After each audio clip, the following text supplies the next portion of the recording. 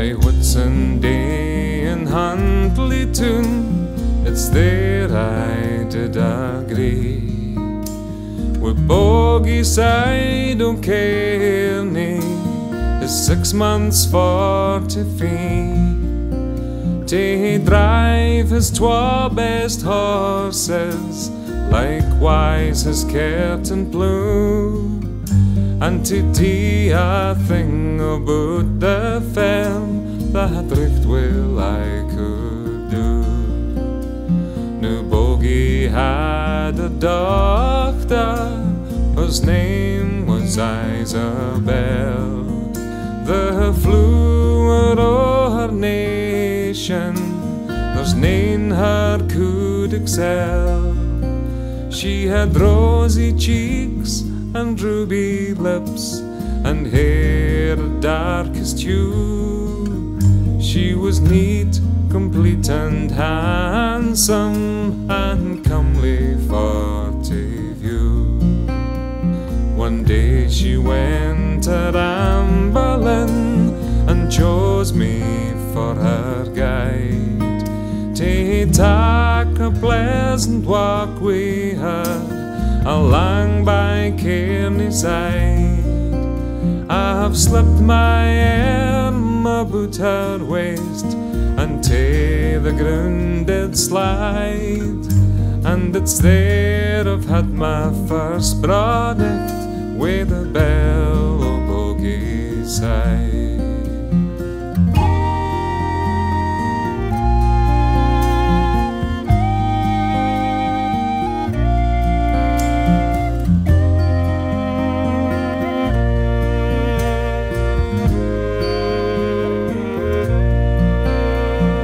Blackbird sang so sweetly, the mavis sang so shrill, and the chorus of their song was, there lies Bogie's bell. Among the weeds of Kearney, upon the grassy green, then she and I rose up again, for fear we would be seen. Ere 20 weeks had passed and gone, this lassie lost her bloom. Her rosy cheeks grew pale and wan, and she began to swoon.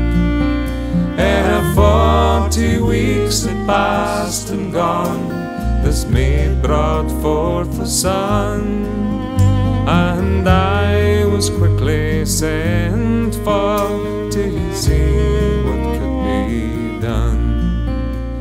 Old Bogie heard my story and cried, I am undone. Since ye beguiled my doctor, my sorrows are begun. I says, old man, you're fairly wrecked, and I hung my head in shame. I'll marry Bell the morning, I'll give the bear my name.